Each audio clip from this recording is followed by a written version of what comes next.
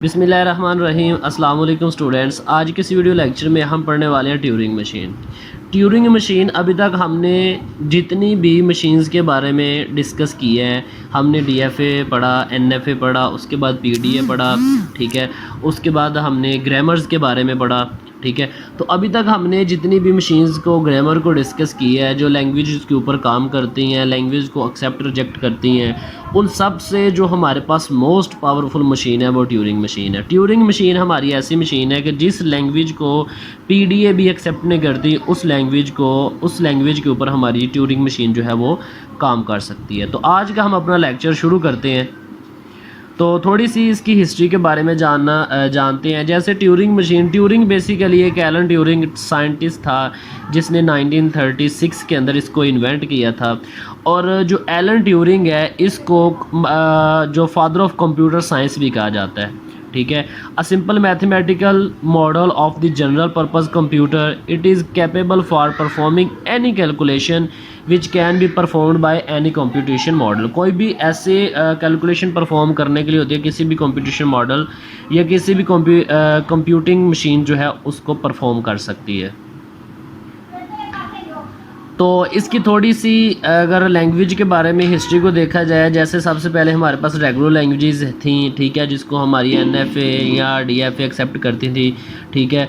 उसके बाद हमारे पास हमारी कॉन्टेक्स्ट फ्री ग्रामर थी, ठीक है, उसको एक्सेप्ट करती थी। उसके बाद ऐसी लैंग्वेजेस जैसे कि हमने बात की थी पीडीए के अंदर, पीडीए हमारा क्या करता था, कंपेयरिंग के लिए बेसिकली पीडीए यूज़ किया जाता है, जिसके अंदर हमारे पास ए की पावर एन और बी की पावर एन थी, ठीक है। टू पार्ट्स का आपस में कंपेयर किया जाता था और उसके अंदर हम यूज़ करते थे स्टैग।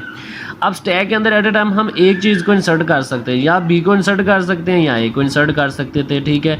अब हमारे पास ट्यूरिंग मशीन के अंदर 3 वेरिएबल्स हैं, 3 थिंग्स को हमने आपस में कंपेयर करना है। फॉर एग्जांपल कि जो चीज़ जितनी दफ़ा ए रिपीट होगा उतनी दफ़ा बी होगा, और जितनी दफ़ा बी रिपीट होगा उतनी दफ़ा सी रिपीट होगा, जितनी दफ़ा सी रिपीट होगा उतनी दफ़ा ए रिपीट होगा, ठीक है। इट्स मीन्स डैट के तीनों का आपस में हम कंपैरिजन करना है, और इसके लिए हमें स्टैग्स के साथ एक हम और मेमोरी यूज़ करते हैं जिसको हम क्यू कहते हैं, ठीक है।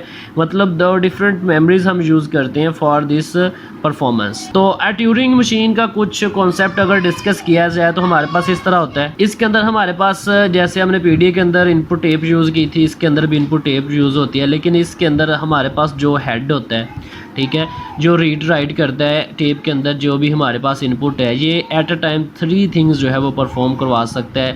ये जिस वेरिएबल को हम रीड करते हैं उसको एक तो रीड कर सकता है, उसके बाद उसी के ऊपर हम राइट कर सकते हैं, राइट के बाद हम इसको जो है वो मूव कर सकते हैं लेफ़्ट और राइट, ठीक है।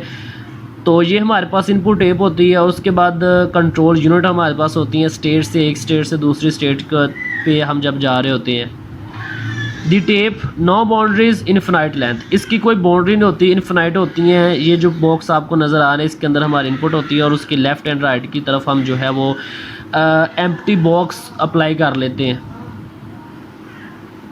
The head move left and right, हमारा ये जो हेड होता है ये लेफ़्ट एंड राइट भी मूव कर सकता है। जब हम इसकी एग्जांपल करेंगे तो वहाँ से आपको इजीली इसकी अंडरस्टैंडिंग हो जाएगी। तो ये 3 थिंग्स जो हैं वो लिखी हुई हैं जो एट अ टाइम हमारे पास जो हेड है उनको परफॉर्म कर सकता है। क्या कर सकता है, हेड रीड कर सकता है सिंबल इनपुट टेप से, राइट कर सकता है और मूव कर सकता है लेफ़्ट और राइट, और ये एट द सेम टाइम ये तीनों फंक्शन परफॉर्म कर सकता है हमारा हेड जो होता है। तो जैसे कि इसकी हमारे पास एग्जांपल है, ठीक है। टाइम 0 का मतलब कि आप समझ लें कि स्टेप 0, ठीक है। तो ये हमारे पास एक इनपुट स्ट्रिंग है ए बी ए एंड सी। अब एट अ टाइम हमारा हेड यहाँ पे है ए के ऊपर, ठीक है।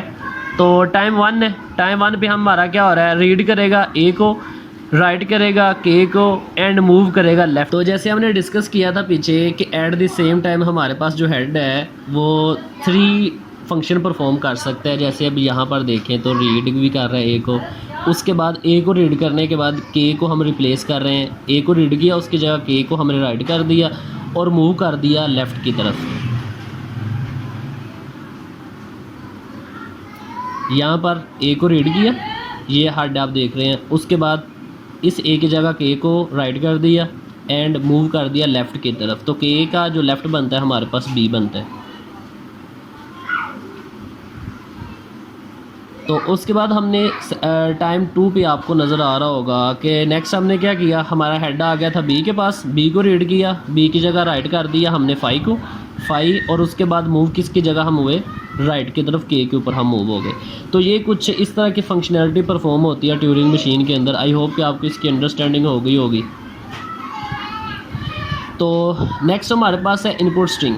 इनपुट स्ट्रिंग दी गई है, जैसे कि हमने डिस्कस किया कि हमारे पास जो टेप होती है ये इनफिनाइट होती है, ठीक है। मतलब कोई ये नहीं होता कि जस्ट स्ट्रिंग की है जितनी ये हमारे पास मेमोरी उसी के अंदर ये सेव हो गई, नहीं, ये इनफिनाइट होती है। और हमारे पास जो remaining left and right side पे जो रिमेनिंग बॉक्स होते हैं उनको हम ब्लैक सिंबल के साथ कवर कर लेते हैं।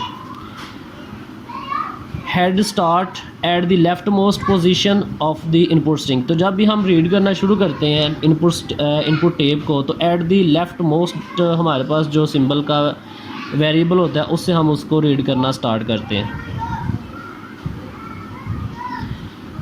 तो ये इसके कुछ मेन पॉइंट है जो आपको स्क्रीन पे नज़र आ रहे हैं। अगर इनको हम अच्छे तरीके से समझ लें तो जब हम नेक्स्ट एग्जांपल्स करेंगे ट्यूरिंग मशीन की तो वहाँ पर हमारे लिए हेल्पफुल साबित होंगे। जैसा कि हमने पीडीए के अंदर डिस्कस किया था कि किस चीज़ों को हम पुश करते थे, उसके बाद उन्हीं को पॉप करते थे स्टैक में से। तो इसके अंदर क्या होता है कि हम जिस चीज़ को रीड कर रहे हैं उसके ऊपर हम क्या राइट करना चाह रहे हैं और उसके बाद हम मूव किधर जा करना चाह रहे हैं। तो जब इस तरह की हमारे पास स्टेटमेंट होगी तो इट्स मीन्स डैट कि इस साइड पे जो भी फॉर एग्जांपल ए है हम इसको रीड कर रहे हैं और ए की जगह पे राइट किसको कर रहे हैं, बी को, और मूव किसकी तरफ कर रहे हैं हम, लेफ़्ट की तरफ। क्यू स्टेटमेंट हमारी स्टेट Q1 है और Q1 से हम ए रीड करके बी रिप्लेस करके लेफ़्ट मूव करके Q2 पे जा रहे हैं। तो इसी तरह मूव जब राइट होगा तो राइट इट्स मीन डैट कि हम राइट की तरफ मूव कर रहे हैं। अब कुछ एग्जांपल लेते हैं जहाँ से हमें मज़ीद इन पॉइंट्स की समझ आ जाएगी। जैसे हमारे पास ये इनपुट स्ट्रिंग है A, B एंड C। अब स्टार्ट इसकी हमारे पास जो करंट स्टेट है वो A है, ठीक है। करंट स्टेट हमारे पास हेड जो है यहाँ पे ए को रीड कर रहा है, रीड ए को किया, ए की जगह रिप्लेस किया बी को, और मूव किसकी तरफ हुए हम, राइट की तरफ। तो यहाँ पे हमारे पास ए था, तो टाइम 1 ए को रीड किया, ए की जगह हमने रिप्लेस कर दिया बी को और मूव हो गए राइट की तरफ, ठीक है। अब हमने क्या किया, ये वाली हमारी जो Q1 से Q2 थी इसका हमारे पास ये आंसर है, रीड किया ए को, राइट किया उसकी जगह बी को एंड मूव हो गए राइट की तरफ। उसके बाद नेक्स्ट हमारे पास जो स्टेट है, पहले ए के ऊपर हमारा हेड था, अब हमने क्या किया, ए को रीड किया, बी को उसकी जगह पे हमने राइट किया, ठीक है, और मूव हो गए लेफ़्ट की तरफ। तो ये देख सकते हैं ए की जगह हमने बी को राइट किया और मूव हो गए हम लेफ़्ट की तरफ, लेफ़्ट पे हमारे पास बी है। तो स्टेट Q1 से हम Q2 की तरफ चले गए। तो यहाँ पे हमारे पास कुछ और एग्जांपल्स हैं, ठीक है, कि जैसे ये है हमारे पास एक इनपुट स्ट्रिंग है और यहाँ पर आगे एक एम्प्टी हमारे पास बॉक्स है, ठीक है। तो आप देख सकते हैं कि अगर हम इसको रीड कर रहे हैं, ठीक है, और उसकी जगह जी को राइट कर रहे हैं और मूव कर रहे हैं हम राइट की तरफ, ठीक है। इट्स मीन्स डैट कि कोई और हम राइट करना चाहते हैं नॉन टर्मिनल अपनी टेप के अंदर, तो इस तरह हम राइट कर सकते हैं in the box of empty box के अंदर, ठीक है। कि ये हमारे पास हमारा कर्सर कहाँ पे था, इसकी तो ऊपर एम्प्टी बॉक्स के ऊपर, एम्प्टी बॉक्स को हमने रीड किया, जी उसकी जगह पे राइट किया और मूव हो गए राइट की तरफ। तो बहुत सिंपल है हमारे पास ये मशीन, और इसका कॉन्सेप्ट जो है डिफरेंशिएट CFG फिनाइट ऑटोमेटा से PDA से कैसे है वो मैंने आपको स्टार्टिंग पे बता दिया था, ठीक है। और ये एक डिटर्मिनिस्टिक्स मशीन है हमारे पास, ट्यूरिंग मशीन जो है वो बेसिकली डिटर्मिनिस्टिक मशीन की तरफ काम करती है।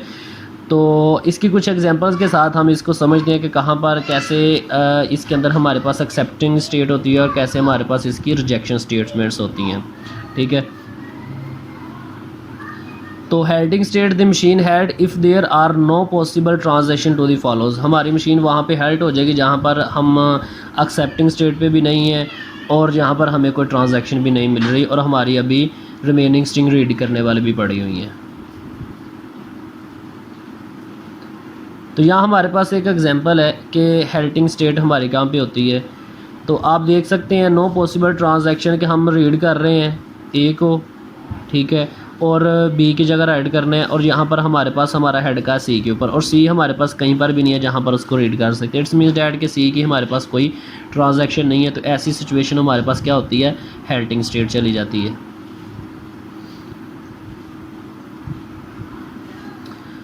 तो final state have no outgoing transition, हमारे पास जो भी फाइनल स्टेट होगी उससे कोई भी आउटगोइंग ट्रांजैक्शन नहीं हो सकती। In a final state the machine halt, ठीक है, हमारी जो भी फाइनल स्टेट होती है वहाँ पर हमारी मशीन जो है वो हेल्ट हो जाती है, वहाँ पे चीज़ें हमें एक्सेप्ट हो जाती हैं, ठीक है। जैसे कि यहाँ पे है, यहाँ से कोई भी आउटगोइंग नहीं हो सकती ट्रांजैक्शन, इसलिए इसको नॉट अलाउड कहा गया है, और इसकी तरफ से कोई भी जो है वो ट्रांजैक्शन आउटगोइंग पे नहीं जा रही, इसलिए इसको अलाउड कहा गया है। तो एक्सेप्शन और रिजेक्शन कैसे होती है, एक्सेप्ट इनपुट हमारी होती है if the machine halts in a final state, अगर हमारी मशीन जो है वो हेल्ट होती है फाइनल स्टेट पे जाके, इट्स मीन्स डैट कि ये एक्सेप्टिंग स्टेट है। अगर वो हेल्ट हो जाती है इन अ नॉन फाइनल स्टेट, किसी और स्टेट के ऊपर जो हमारे पास फाइनल नहीं थी, तो वहाँ पर अगर हेल्ट हो जाती है तो इट्स मीन्स डैट कि वहाँ पर रिजेक्शन है। If the machine inter in infinite loop, अगर किसी इनफिनाइट लूप की तरफ चली जाती है जहाँ पर वो एक ही अपने ही पॉइंट्स के ऊपर घूमी जाती है, तो वो भी हमारे पास एक रिजेक्शन इनपुट होती है। ट्यूरिंग मशीन एग्जांपल, अब ट्यूरिंग मशीन की कुछ हमारे पास एग्जांपल है कि कैसे रिजेक्शन और एक्सेप्शन हमारे पास होती है। Turing machine that accept the language a static, ठीक है। तो क्या होगा, सबसे पहले हम ए को रीड करेंगे तो ए की जगह ए को राइट करेंगे। अब यहाँ पर पॉइंट ये है कि कैसे हमें कैसे पता चलेगा कि हम ए को रीड कर रहे हैं और ए की जगह पे ए को राइट कर रहे हैं और हम जो है वो राइट जा रहे हैं। अब नेक्स्ट पे आप देख सकते हैं हमारी टेप के अंदर 3 A's है, ठीक है जी, 3 A हैं। तो अब हमें पता है कि हमने ए को रीड करना है और ए की जगह ही हमने ए को ही राइट करना है, क्योंकि अब हमारे पास कोई और सिंबल नहीं है कि इसकी जगह हमने किसी और को राइट करना है, ठीक है। ए को रीड करेंगे, ए को राइट करेंगे, और नेक्स्ट हमारे पास जो स्ट्रिंग है वो राइट तरफ है, तो हम नेक्स्ट राइट को मूव करेंगे। अब राइट को मूव करने के बाद फिर वापस हम लेफ़्ट भी मूव कर सकते हैं, ऐसा नहीं है कि हमने just left to right move करना है, ठीक है। तो ट्यूरिंग मशीन के अंदर दोनों तरफ हमारे पास जो है वो इसकी मूवमेंट हो सकती है। तो अब देख सकते हैं 3 A's हैं हमारे पास, ए को रीड किया, राइट किया ए, और मूव हो गए हम राइट की तरफ, ठीक है। तो नेक्स्ट स्टेप पे इसका लिखा होगा, ठीक है, ये देख सकते हैं कि ए को रीड किया था, ए की जगह ए को राइट किया और नेक्स्ट राइट की तरफ मूव हो गए। उसके बाद फिर हमने क्या किया, ए को रीड किया, ए की तरफ राइट को मूव किया, ठीक है जी। तो फिर ऐसे ही 3 टाइम हम जो है ए टाइम यहीं से लेंगे और ए ही राइट करेंगे और राइट की तरफ हम मूव करेंगे। तो उसके बाद हमें क्या मिल रहा है, एम्प्टी स्टेट। एम्प्टी स्टेट मिल गई है। आपको पता है एम्प्टी स्टेट का हमारे स्ट्रिंग के ऊपर कोई जो है अफेक्ट नहीं होता। तो अगर हमें एम्प्टी स्टेट जो है वो, अगर यहाँ पे हमारी मशीन हेल्ट हो रही है और हमारी स्टेट जो है फाइनल, इट्स मीन्स डैट कि जी एक्सेप्ट है, ठीक है। हेल्ट हो रही है, एक्सेप्टिंग स्टेट पे है, तो यहाँ पर हम कह सकते हैं कि ये हमारी एक एक्सेप्टिंग इनपुट है। तो रिजेक्शन इनपुट हमारे पास कैसे होती है कि अगर हमारे पास इनपुट है ए बी ए, हम क्या करते हैं जी, ए को रीड किया, ए की जगह ए को राइट किया और मूव हम हो गए राइट की तरफ।